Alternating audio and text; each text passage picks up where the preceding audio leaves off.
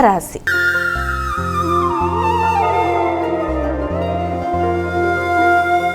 అమ్మ, మరి తులారాశి వారికి ఈరోజు రాశి ఫలితాలు ఏ విధంగా ఉన్నాయి? తులారాశి వాళ్ళకి శక్తి పెరుగుతుంది, ఆసక్తికరంగా కొత్త నిర్ణయాలు తీసుకుంటారు, ఆర్థిక విషయాలు అనుకూలంగా ఉంటాయి, కుటుంబంలో వ్యక్తుల యొక్క సహకారం బాగుంటుంది, తోబుట్టువుల యొక్క సహకారంతో, కుటుంబ సభ్యుల యొక్క సహకారంతో అనుకున్న పనులు సాధించడానికి ముందుకు వెళ్ళడానికి కృషి చేస్తారు.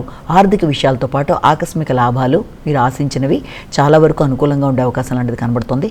వృత్తిపరమైన విషయాలలో నూతన వ్యక్తుల యొక్క కలయిక, వృత్తిలో కొత్త వ్యక్తుల యొక్క సలహా సంప్రదింపులు మీకు ఉన్నప్పటికీ ఇతరుల మీద ఆధారపడకుండా మీ పని మీరు నిర్వర్తించుకుంటూ ముందుకు వెళ్ళడానికి ప్రయత్నాలు చేస్తారు.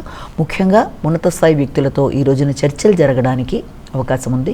కాంట్రాక్టర్లతో కావచ్చు, రాజకీయ నాయకులు, పలుకుబడి కలిగిన వాళ్ళు, ఉన్నత ఉద్యోగులు మొదలైన వారితో ఈ రోజున మీకు చక్కటి చర్చలకి, సమావేశాలకి, కీలక నిర్ణయాలకి అవకాశం ఉన్న రోజుగా చెప్పచ్చు. వృశ్చిక రాశి.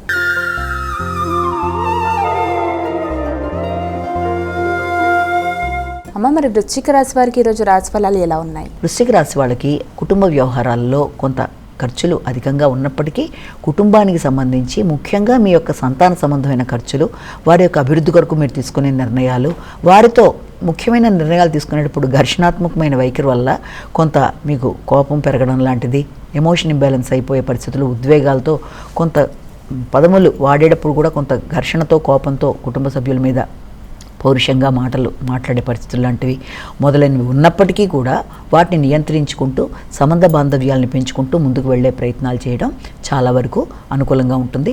ఆర్థిక సంబంధమైన ఖర్చులు కూడా అధికంగా ఉంటాయి. ముఖ్యంగా కుటుంబ సభ్యుల కొరకు, వృత్తికి సంబంధించిన విషయాలలో, వృత్తిపరమైన ప్రయాణాల కొరకు ఖర్చులు అధికంగా ఉంటాయి. నాయకత్వ లక్షణాలు పెరుగుతాయి. ధనస్సు రాశి.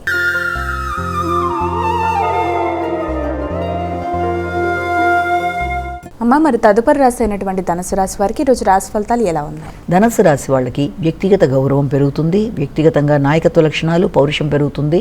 అలాగే మీరు కొన్ని స్వంతంగా తీసుకునే నిర్ణయాల్లో చాలా స్పీడ్గా నిర్ణయాలు తీసుకోవడం వల్ల కొంత ఇబ్బందులు కూడా ఎదుర్కొనే అవకాశం ఉంది. కాబట్టి ముఖ్యంగా ఆరోగ్య సంబంధమైన విషయాలలోనూ అనవసరమైన ఖర్చులే, ఏదన్నా అలవాట్లు ఉంటే వాటిని అధిగమించే ప్రయత్నాలు లాంటివి చేయాలి.